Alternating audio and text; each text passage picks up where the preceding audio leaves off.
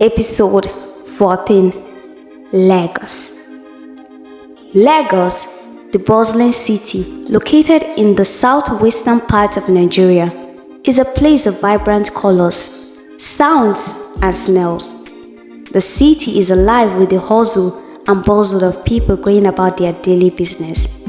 From street vendors selling their wares to businessmen rushing to meetings, the air is thick with the aroma of spicy street food and the sound of music blaring from the numerous music shops. Amidst the chaos and energy of the city, I arrived to unfold the next part of my life story. Hello, Lagos. I made a lot of calls before my arrival. A dear friend and former colleague who relocated to Lagos after her wedding still lives in Lagos. I sought her out to help arrange an appointment for me, which I paid for before coming. Laurel is such a sweet soul. She went as far as getting the place cleaned up for me and putting a few pieces of furniture and kitchen equipment in place before my arrival. Through my stay in the organization, I had saved enough to buy myself a house on the mainland, but I had other plans and so decided to rent for a year, get familiar with my new environment, and see if I could get a job to start afresh. Laurel has pulled in one or two plugs to work as a presenter in one of the airing stations around. I had no idea about the development until an hour after my arrival when she visited. I couldn't thank her enough. The pay was fair and could keep me sane.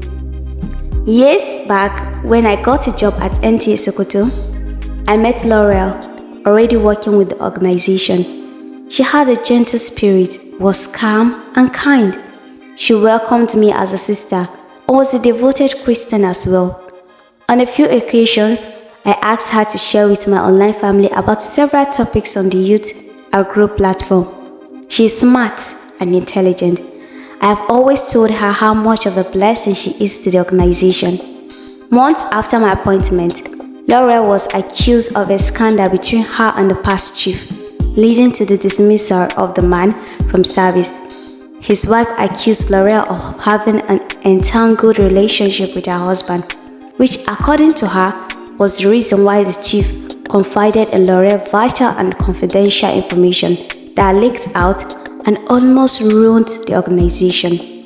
While everyone believed the chief and his wife, I stood for Laurel and mobilized a few members to help look for evidence, and God gave us victory to find them. The information leaked was by the chief's wife, and although everyone knew him as a womanizer, Laurel had never succumbed to his advances despite his threats. The chief was dismissed and his wife carried her shame alongside. Since then, Laurel had found a friend worthy of keeping, and I find her the same. Since then, she had adopted me as her own. I was a little sad when she had to relocate. Her presence had been of great comfort to me, and now she was leaving. She also got a job at AIT and happily married to Frank, a Navy officer. She wanted me to live with them when I relocated, but my privacy had been of the topmost priority. I don't want anyone harassing me on how I pray or my not outgoing life to think of this is Lagos. I settled in as quickly as I could as I had to report for my new appointment. I didn't even inform my family about the job. I wasn't ready to have them jubilating only to end up with, "Hope you will find a husband next." My life was getting better, and I didn't want anyone spoiling it. Mom called me 2 days later. "Emanuela, well done, no. You can't even call to tell us you have arrived safely. You have become your enemy, Sabi?" Yes, I was wrong not to have called, but considering the circumstances I left home, I doubt if they ever wanted to hear from me again. I'm sorry, Mom. I know I should have. Is it concerning our last discussion? Con law, I want every.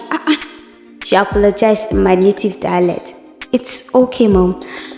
I have gotten to Lagos and fully settled now, I told her.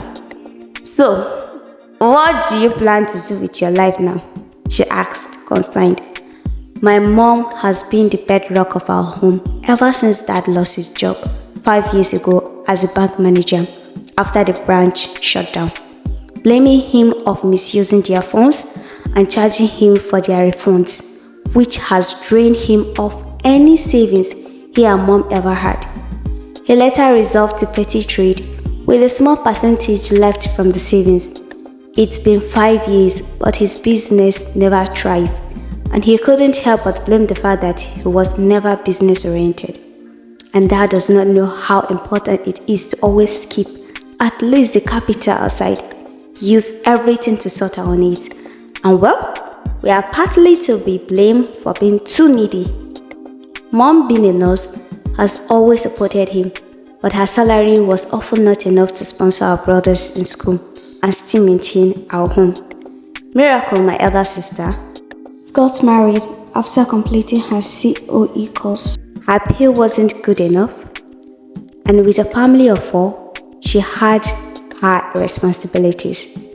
James, my immediate younger brother, was in his final year studying law, and Beatrice, the last born, was in his second year in medical school.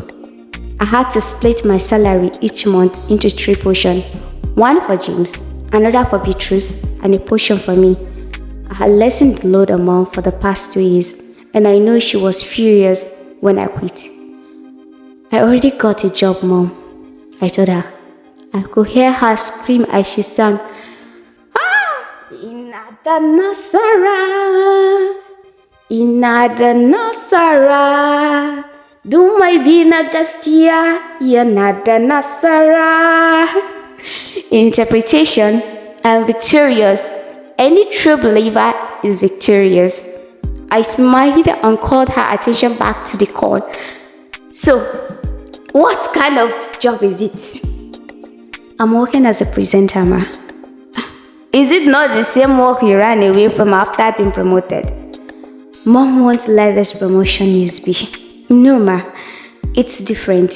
Here I only get to interview people, celebrities mostly. I don't have to go out to the field to sort out meals, I explained. Oh, okay. What about the salary scale? It's fair, Mom. Not as much as my previous job, but it will suffice. And don't worry about James and Beatrice. I'll keep sorting them out. I just realized what I said. How do I intend to sort them out with 70,000 salary? Beatrice alone could finish that in a month and still demand more. I always wonder if his medical school had a higher rate. I was also grateful to God that the same week my YouTube channel hit 10,000 subscribers, and with the little dollar paid, I was sure to be okay. My first day at work was memorable, a memory that will last for eternity. I finally met him.